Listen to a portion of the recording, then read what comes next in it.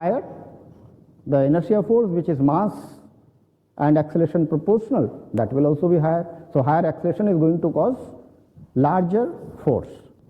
Okay, but force alone is not responsible for damage to the structure. Force alone, I told you that force is not a very good indicator of damage, because any structure cannot take force more than its yield capacity. So maximum it can take is equal to yield capacity. So force alone is not. And I told you that all these earthquakes were very notorious. These have caused a lot of damage. Mexico City earthquake, you look here, these are plotted on the same scale.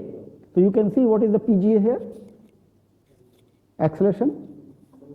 Nothing as compared to this. 1/10 or maybe even less than that. But this also caused a lot of damage. Why? Duration here is even larger. Okay, you can see. So compared to this, this should not have caused any damage. How? Earthquake is here. How the soil characteristics are affecting?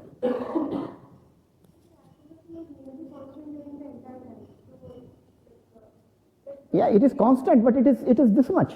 What is here at the tail end? It is only this much. Okay, so what matched with the natural frequency? Natural frequency of a structure is a fixed frequency, fixed value, which you will obtain from eigenvalue solution of stiffness and mass matrices. So that is a fixed value. What here has matched with the frequency of the structure? Is it having a single frequency? No, but it has a predominant frequency. Any of these random functions using Fourier transform, you can represent as a combination of harmonics. Okay, and then you can identify what is the contribution of each harmonic. Predominant frequency is corresponding to that harmonic which is having maximum amplitude. Okay, so that harmonic, that frequency which is having maximum contribution, that we call predominant frequency. So earthquakes do not have a single frequency. Earthquake ground motion has a frequency band. Okay, generally between 0 to 33 hertz. So, but it's not that 0 to 33 hertz, it will be uniform. Some frequency in that range will be quite large. Okay, contribution of that will be more. That we call the predominant frequency. In this case, the predominant frequency of the earthquake coincided with the predominant frequency of some buildings. And that's why those buildings which were having period close to it, okay, those collapsed. So there was a selective collapse, but because of this, there was widespread collapse. A lot of collapse occurred within Mexico City. We will talk about this later. So it is not only amplitude, frequency content is also important. Okay, so the frequency content also affects. Then duration, you said, what effect duration will have? Why? Maximum force which is going to occur is this much. Okay, the frequency content you will get from here. Why the duration is coming into picture? Okay, so if stiffness reduces, period will elongate, and when the period elongates, the force will reduce. You know the shape of the response spectrum, the force is going to reduce. So why the duration is affecting performance of our structure?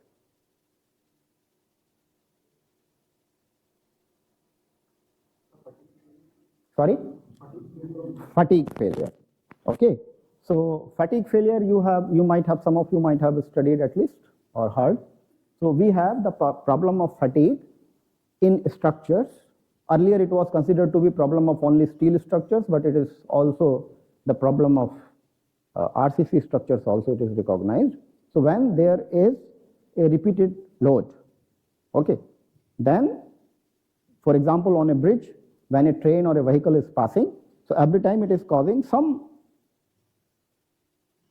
stresses, and those stresses are within the working stress level. Okay, those are within the serviceability conditions. So every time it passes, so even though the stresses are within the serviceability limit, that is roughly 0.6 times 60% of Fy you have done in steel design. So 60% of Fy, there is no yielding, there is no damage, but still a tiny damage is caused every time. And the number of cycles when it reaches millions, okay, the structure fails even when the stresses are much less than Fy. The stresses have never exceeded Fy. The stresses throughout the history were less than Fy, but still it collapses. This phenomena is called fatigue. You can relate fatigue word itself means the tiredness with time. So the structure gets tired and then collapses. Okay, but how many cycles you think will occur here? What is the duration of earthquake generally? Huh? Up to 30-40 seconds. So 30 seconds to maximum 2 minutes. So this may be roughly, I do not remember, but something like 2 minutes, maximum up to 2 minutes. Let's take the maximum, 2 minutes. In 2 minutes, how many cycles a building will undergo?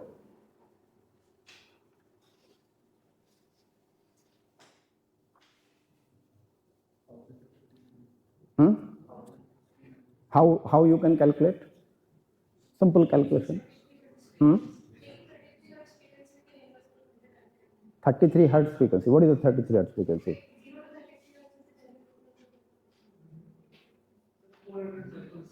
So with which frequency the structure is going to vibrate?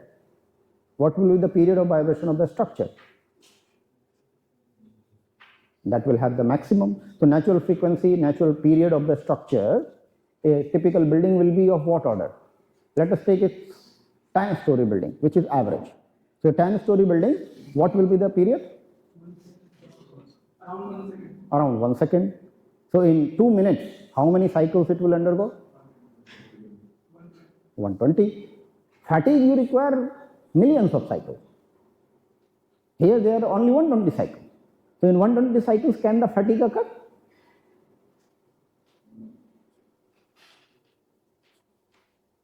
It can occur if the applied strain is more than yield strain.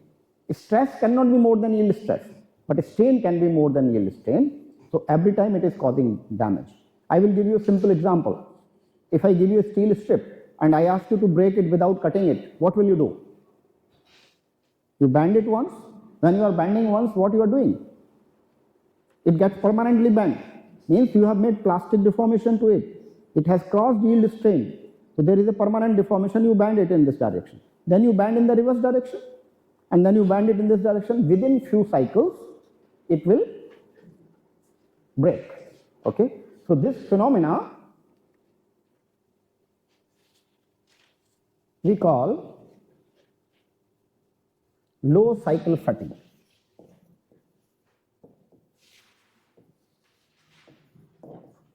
So what you are observing in bridges, that is high cycle fatigue. There the strain is much lower than the yield strain and the damage caused in each cycle is very tiny, very small damage, of almost no damage. In few cycles you can't even observe it. When the cycles becomes in millions, then you notice it. Okay. But when the strain is greater than epsilon y, okay, there is significant damage in each cycle and the damage is cumulative.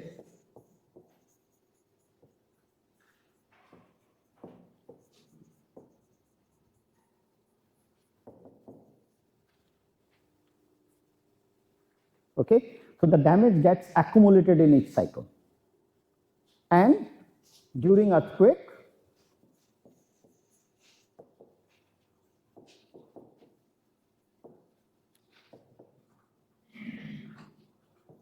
few cycles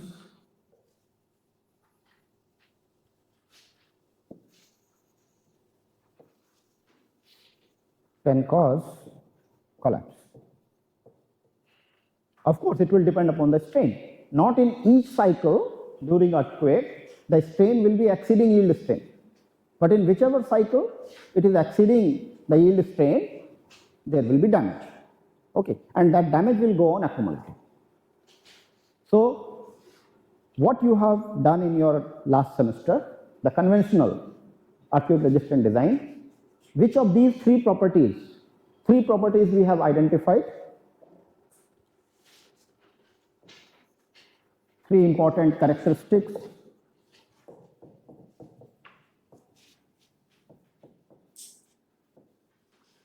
of earthquake ground motion. The first one you identify as amplitude.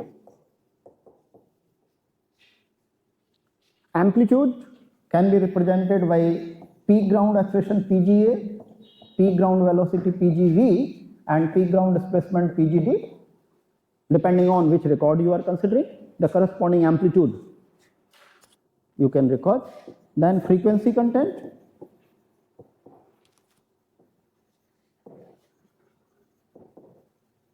If you want to look at the frequency content of an earthquake, how you can look at it? How you can get frequency content of an earthquake? Earthquake record is also a signal. Okay, so like you do frequency analysis of an electrical signal, same way you can do frequency analysis of an earthquake. How we do it? Fourier transform. So we do Fourier transform.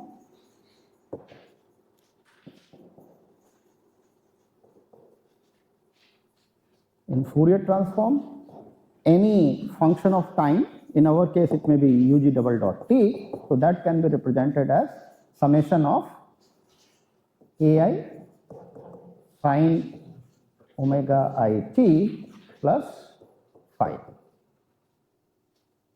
Okay, so corresponding to each omega, there will be an amplitude and there will be a phase difference. So different harmonics are added together, but when those are added, their amplitudes are different, and when they are starting, that phase angle is also different. So if you plot AI versus omega I, amplitude of different frequencies, you will get something like this. This is called amplitude Fourier spectrum.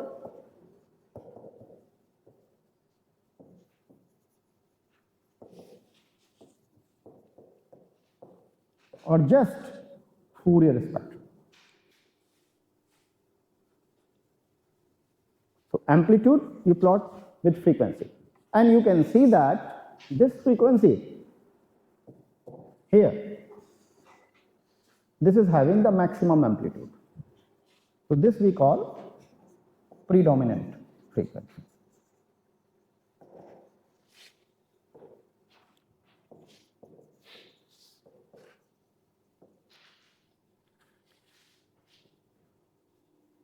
Okay, but you can see there is not single frequency, there are different frequencies. And from here you will come to know what is the range of significant frequencies which are contributing.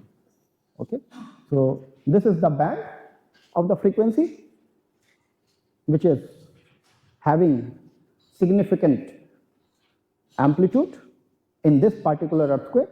Okay, so if any structure is within this band, it will be subjected to larger response.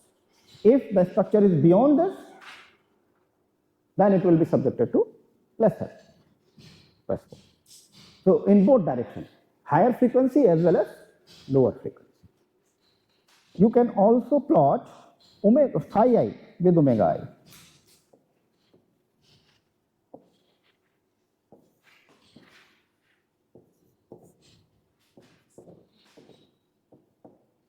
This is called Fourier phase spectrum.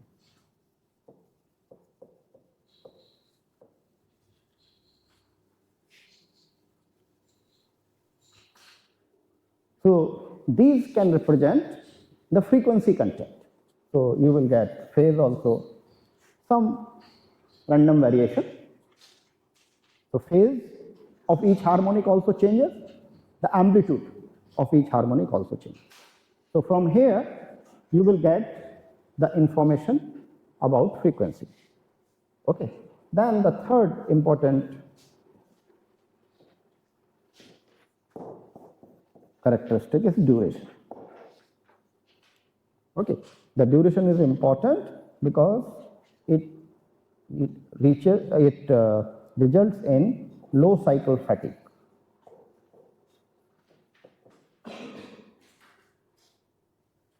And there is what we call cyclic degradation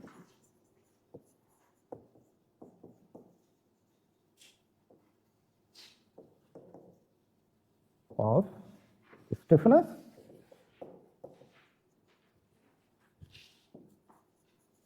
and strength.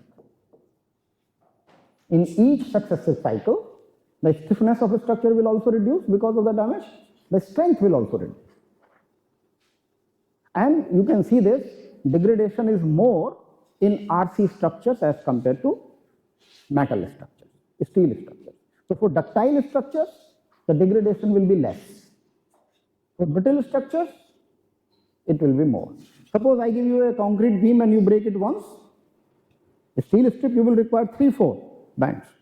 Although steel concrete strip you cannot create and concrete beam you cannot band like this, but suppose you band, you see it fails even in one cycle. So when it is brittle. So this degradation in each cycle will be more in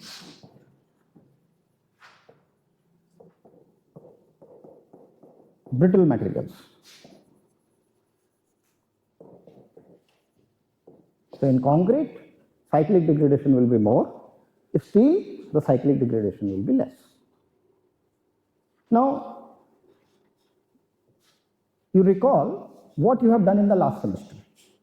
So out of these three properties, which one you have considered in your design? Have you considered all the three?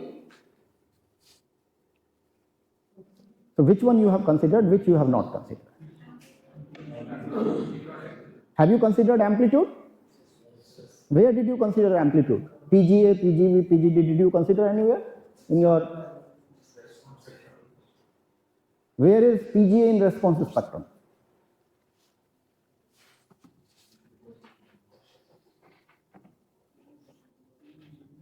So when you designed, okay, which PGA you used? What was the PGA which you considered in your design? Sorry? So you mean Z is PGA? Yes? Z is PGA? What is Z? Spectral peak ground acceleration. Expected peak ground acceleration. Okay? Not expected peak ground acceleration. It is called effective peak ground acceleration. We will talk about that, EPGA. Okay, so we will talk what is. So it is not PGA directly, but it is an indicator of PGA. Okay? It depends on PGA. It is representing. It's representative of PGA. It is called EPGA, effective peak ground acceleration. We will talk just now. Okay? Then did you consider frequency content?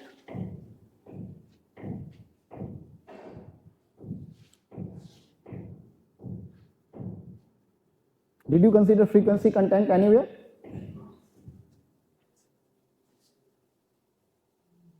Yes? Speak loudly so that everybody can hear. You are telling correct. So why you are afraid? Yes. So where did you consider frequency content? SAYG, which you considered. I will tell you that is not in reality SAYG. That is misnomer in the code. That is the shape of the response spectrum. So that's what you considered. Okay. So you considered the frequency content through SAYG. So Z was representing PGA. SAYG was representing frequency content. Did you consider duration there?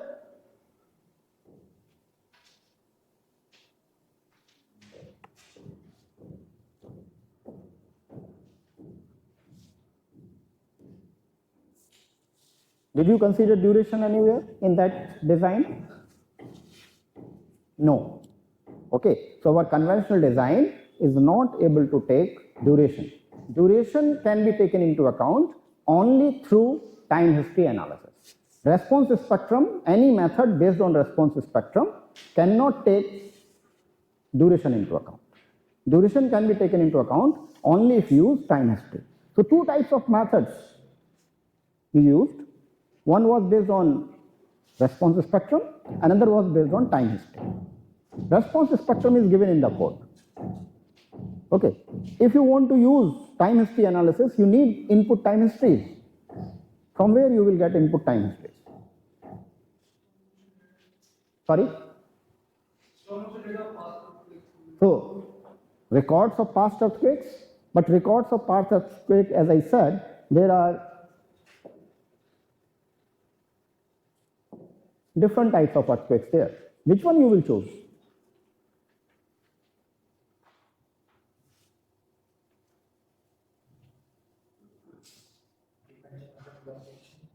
Depending on location, yes. So let us say location is Roorkee. Which one of these you will use? First of all, one single ground motion will not be sufficient because all ground motions are unique, different. So one ground motion is not sufficient. So you have to use several ground motions. Okay. Then that ground motion you have to take which represents the similar conditions as your site. When we say similar conditions at site, what does that mean? So first of all, the fault characteristics should be same, then site characteristics should be same. We will talk what are these fault characteristics which should be same and what are these site characteristics which should be same. So all the fault characteristics should be similar. Similar to what? Roorkee? Fault characteristics should be similar to what? Which fault? The governing fault for my site. So I have to identify which fault is going to govern at my site. Okay, that fault characteristics I will identify, and corresponding or similar or records for similar earthquakes which have originated from similar fault, those earthquakes I will take. Then the distance should be same, because same earthquake is causing different intensities at different distances. So the distance should be same. And then site characteristics should be same, because you have seen this Mexico City earthquake, these unique characteristics have occurred because of the local site conditions. Because the Mexico City is located on a dried lake bed. Okay, so that's why those very different type of site conditions. So site conditions are important. So you will keep both, or rather three, the source characteristics, distance, okay, and site characteristics. Those earthquakes you will try to take, and then you have to consider several ground motions. Still there is a lot of debate how many ground motions are enough. Generally in linear analysis, 3 ground motions are considered to be adequate. But in nonlinear analysis, which we are going to in this semester, minimum 7, preferably 20. So 7 to 20 at least. More number of ground motions you are considering, more reliable your response will be. Your response estimate will be. Okay. So the duration of earthquake can be considered only through time history analysis. In response spectrum based analysis, in this semester for nonlinear analysis also, we will see there are 2 types of methods. One type of methods are based on response spectrum. Even nonlinear analysis can be done using response spectrum. The another type of nonlinear analysis is nonlinear time history analysis. So there we will use time history. So in nonlinear time history analysis, we can consider duration. In nonlinear response spectrum analysis, response spectrum based analysis, we can't consider duration because duration information is not there in response spectrum. Okay, so response spectrum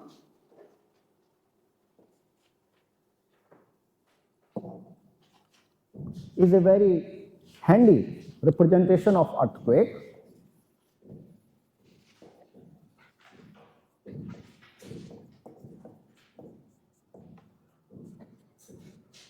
So you have seen response spectrum. We write SA here and T here, and we get a shape line. In the code,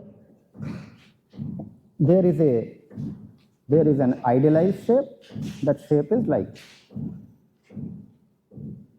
So this is idealized, simplified, and this is real. All of you have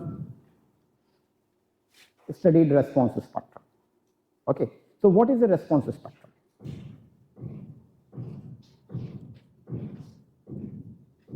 Don't tell me it is a plot between SA versus T. I have already plotted that. Other than that,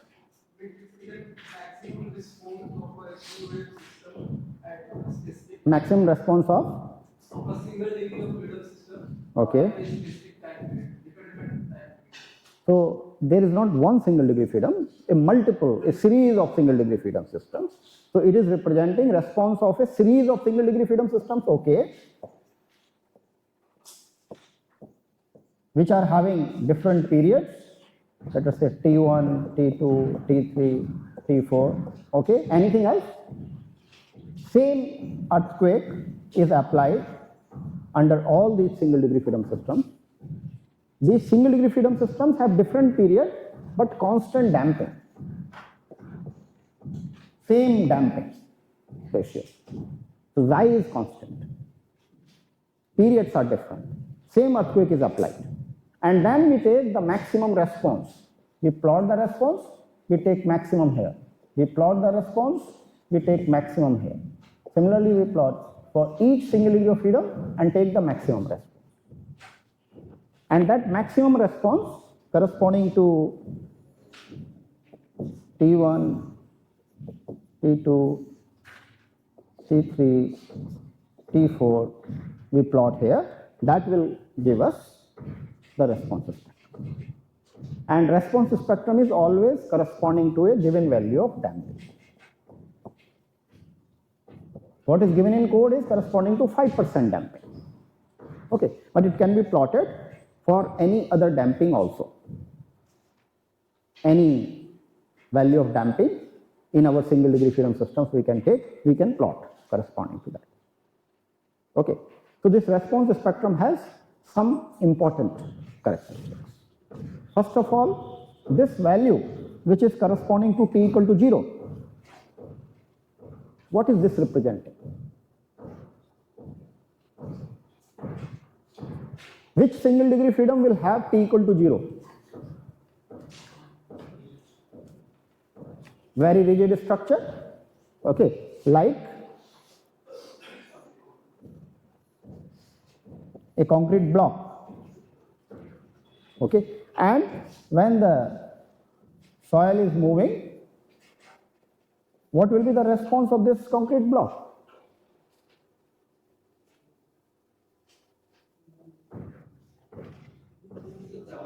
It will move along with the ground. Its acceleration will be same as that of ground. Its displacement will also be same as that of the ground. Okay, so this is representing PGA. Its peak response will be representing PGA, but because of its rigidity, it will not represent PGA at a point, it will represent sort of average PGA. And because of its inertia, because stiffness is infinite, it has some mass also. So because of that inertia, okay, the high peaks, you may have a very high peak in the PGA which is for short duration. Those will be diminished. Okay, so this we actually call EPGA, effective peak ground acceleration.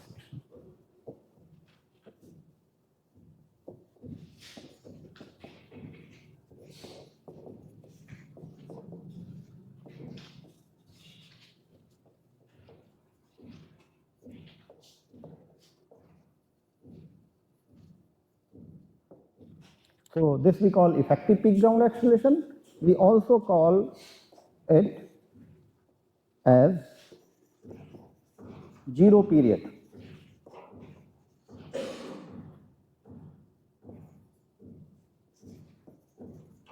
Spectral acceleration.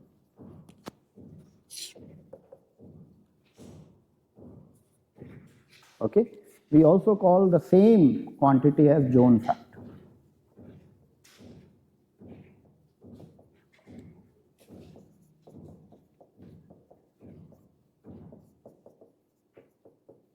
So this ZAD, ZPA, EPGA are same.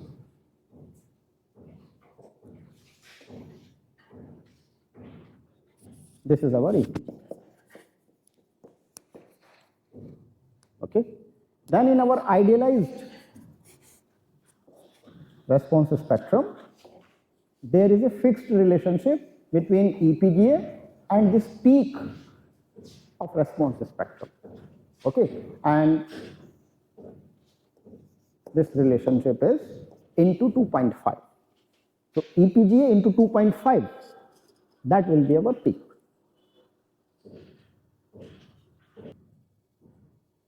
So this period at which we get this constant spectral acceleration, this period is important. We call it TA, or rather TB.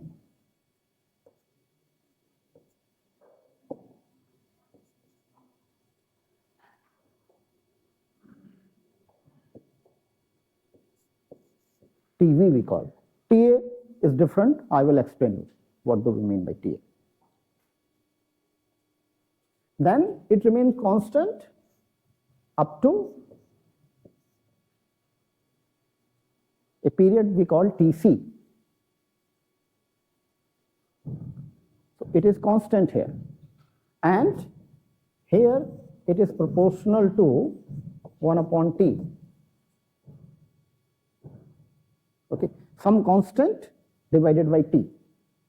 That constant value will depend upon EPGA and this period TC.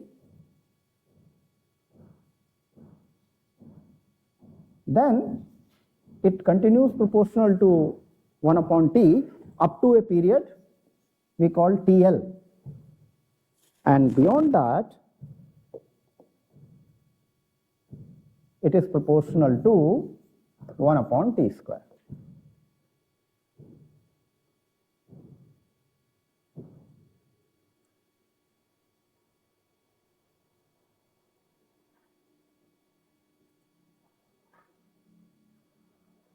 Okay. We will come back to this. I want to discuss in more. Before that, I want to take you to this definition of spectral acceleration, SA. What is this SA representing?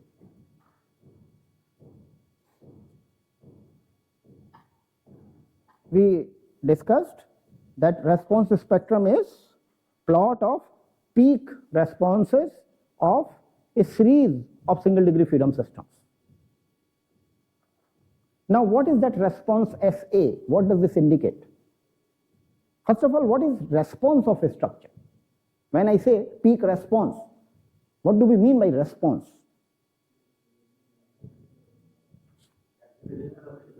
Acceleration or displacement? Acceleration, velocity, that's it? Or something else also can be? It can be acceleration, it can be velocity, it can be displacement, it can be strain, it can be stress, anything. That is the response. So input is earthquake. Whatever is the output, that is response. So whatever you calculate, whatever way the structure responds, that is response. So any quantity you can measure, force is also a response of the structure. So any of these quantities can be response. And we can plot response spectrum in terms of any of these response quantities. I can plot in terms of acceleration, I can plot in terms of velocity, I can plot in terms of displacement, I can plot in terms of force, I can plot in terms of strain, anything. So what this assay is, which you have used in your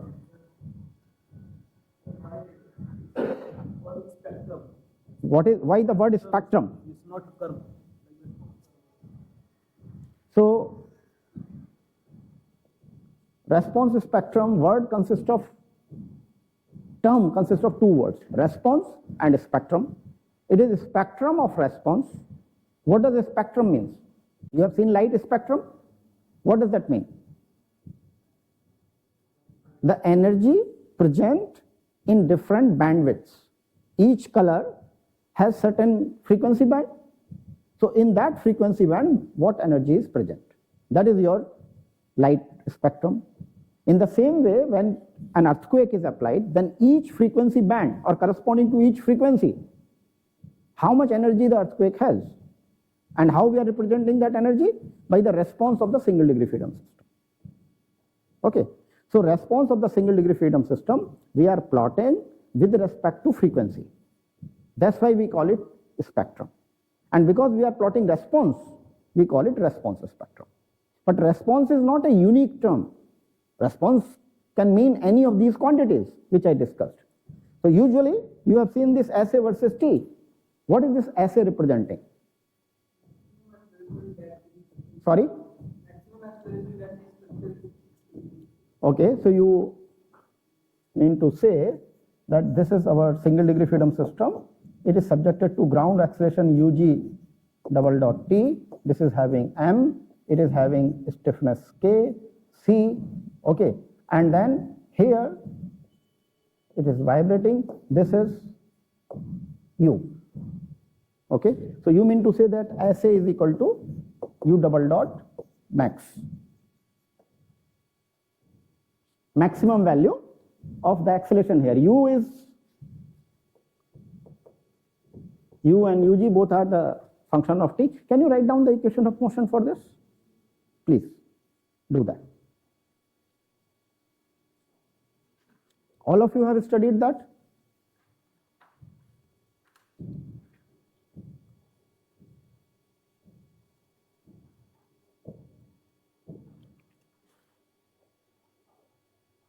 Equation of motion for a single degree freedom system subjected to ground motion.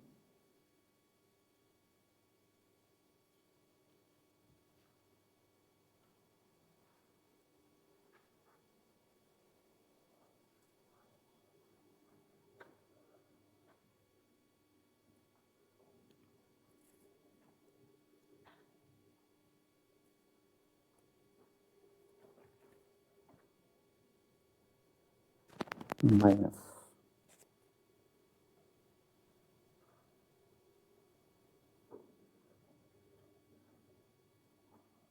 so actually it is M U_dot plus Cu dot plus Ku equal to 0. Am I right? No? What I have missed?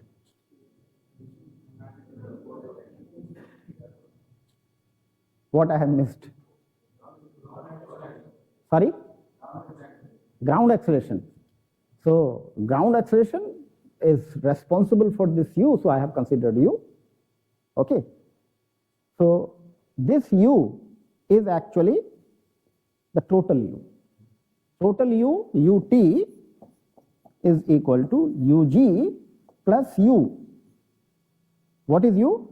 This is the ground is moving, and with respect to the ground, whatever displacement is occurring, that we are taking as U. So this is Ug, this is U. So U is relative displacement. This you have to keep in mind.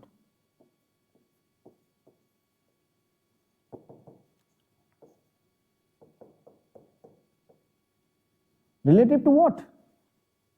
The displacement of the mass of your single degree freedom system or structure with respect to the ground. So relative displacement. And this is ground displacement.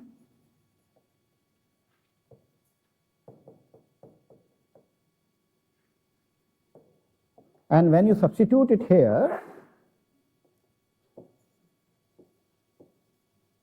ut you can substitute as u double dot g plus u dot plus cu dot plus ku equal to 0.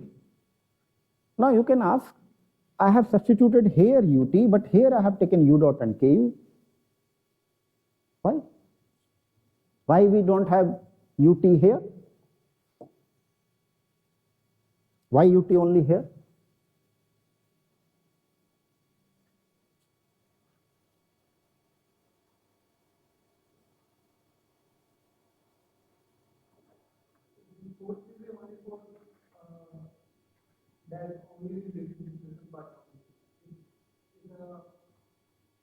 Explain more.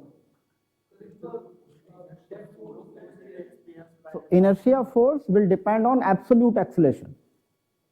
Okay, inertia force of a mass depends on its own acceleration. It doesn't depend upon any other body, any other reference. So it is inertial reference, okay, we call absolute reference. So inertia force depends on absolute acceleration. But the force in this column, will it depend upon absolute displacement? When it is moving from here to here, is there any force? No. The force, the stiffness force, Ku is stiffness force. The force which will occur in columns, that will depend upon relative displacement. It does not depend upon absolute displacement. That's why here you have Ku. Similarly, the damper, the forces which are occurring in the damper, the equivalent model is this.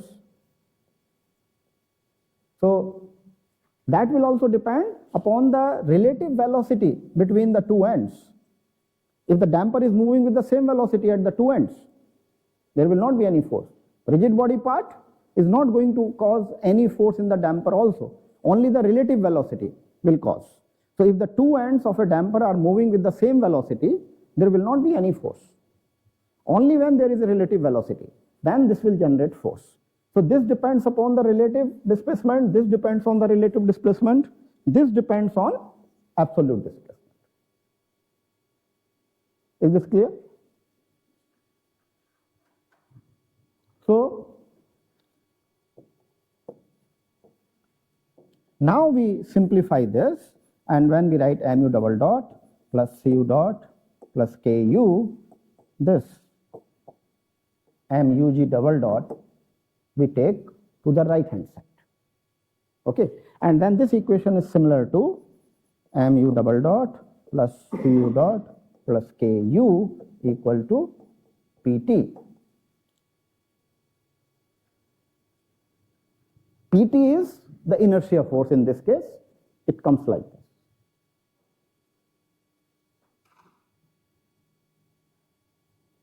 Okay, so keep in mind u is relative displacement, not absolute displacement. If you are interested in absolute displacement, you have to add the ground displacement. Similarly, u double dot is relative acceleration.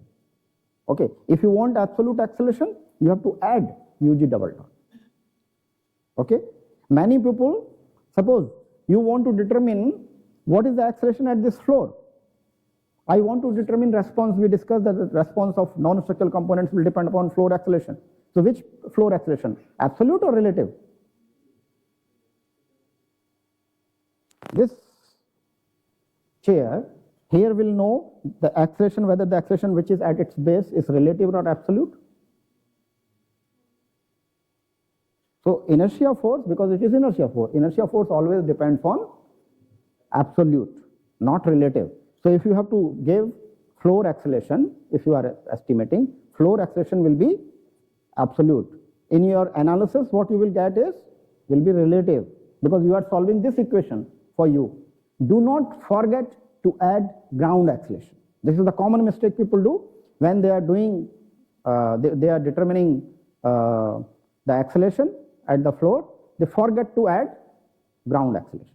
So acceleration is always considered absolute if you are considering acceleration. So now when you said that SA is U double dot max, so this is U double dot max or UT double dot max? What did you mean? Total, absolute, or relative? Which U double dot this SA is representing?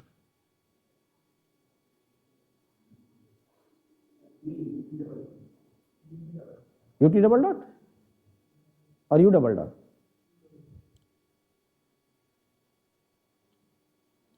It is neither U double dot nor UT double dot. It is not UT double dot. SA is what we call pseudo acceleration. Okay, pseudo acceleration SA.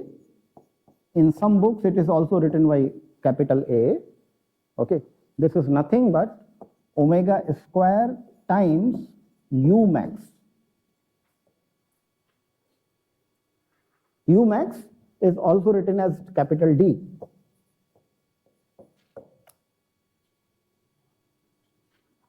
So what was U? U was relative displacement. Okay. You multiply it by omega square. What is the unit of U max? Meter. What are the units of omega?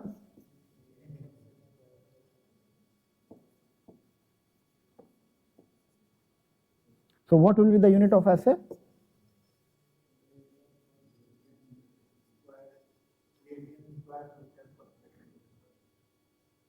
So is unit of SA that? So what will be unit of SA? What are the dimensions of radian? What is radian? Dimensions of radian. What is angle? How do we measure angle? Theta. Arc divided by radius. What is the arc length? Units of arc length? Meter. What are the units of radius? Meter. So radian is unitless. Okay, radian is meter by meter, unitless. So this is unitless. So this unit will be meter per second square. Okay, you can call it meter radian square per second square, but radian doesn't mean anything. It doesn't have any dimension. It's only a ratio of two lengths. So that's why the unit is meter per second square. This is same unit as that of acceleration, but it is not acceleration. It is displacement multiplied by omega square. It is not equal to, as I wrote earlier, U double dot or UT double dot. Nothing. It is omega square into UG max. Why we are interested in this hypothetical quantity which has the same units as acceleration, but it is not really acceleration. Why we are interested in this? What is the purpose of all our analysis, earthquake analysis which we are doing, response spectrum, time history? What is the ultimate purpose? To design. When you are designing the structure, what do you need? What is the important response quantity for you to design? Forces. Forces where? The force in the mass? Members. How you can obtain the member forces? So member forces are equal to K into U, and the maximum force will be K into U max.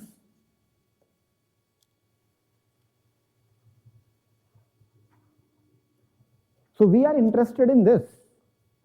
So this we can obtain like this. I can write K as omega square m So into U max, I can also write this as m into omega square U max. So that is m into SA. So F member is equal to m into SA. Mass into pseudo acceleration, not mass into acceleration. Mass into acceleration will give you the inertia force in the mass, acting on the mass. I am not interested in that. That is not useful for design. That may be important. That is causing the forces in my structure. That is related with this. Okay. But that is not the quantity in which I am finally interested in. I am interested in the member force. That's why this pseudo acceleration is more important to me than the acceleration, real acceleration itself. Okay. That's why all the response spectra you see in the codes, those are not in real acceleration. Those are pseudo acceleration. Because that is useful. Useful quantity is pseudo acceleration. This is another thing that for low damping, if the damping is very small, at zero damping, SA is equal to U double dot max. There is a full chapter in A.K. Chopra's book. You can read there. He has plotted SA and U double dot for different dampings, and he has shown that up to 5% damping there is hardly any difference. 5 to 10% some difference occurs, and beyond 10% there is large difference between pseudo acceleration and the real acceleration. Okay? So only for low damping both are similar, and because of this similar value people usually get confused. But you have to keep in mind it is the pseudo acceleration which is more important to us than the real. I am not interested in the real acceleration. I am interested in the pseudo acceleration. Why? Because that when multiplied with mass will give me the forces in the members, whereas the real acceleration when multiplied with the mass will give me inertia force. Inertia force and the column forces are not equal. Those are not same. Okay? Because damping force is also coming. So if damping force is small, suppose damping is 0, then you can see from equilibrium whatever force is acting over the mass, same force will be transmitted to the columns from the equilibrium of the mass. Okay. So there both will be equal.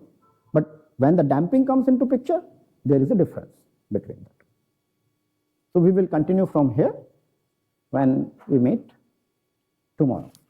This Thursday and Friday class I may not be able to take. I have to travel. I will inform you whether it is Thursday only or Friday also. But tomorrow we are. So in Thursday's class, I will give you the first assignment tomorrow, and you can discuss